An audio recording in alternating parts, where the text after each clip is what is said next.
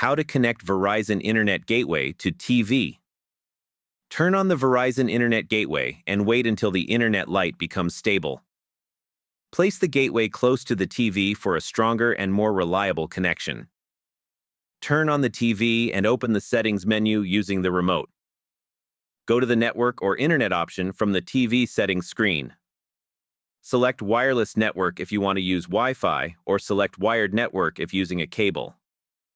Choose the Verizon Wi-Fi network name from the available list on the TV. Enter the Wi-Fi password shown on the gateway label or provided by Verizon. Wait for the TV to confirm that it is connected to the internet successfully. Open a streaming app on the TV to check that the internet is working properly. Restart the TV and gateway once if the connection does not work at first. Thank you for watching.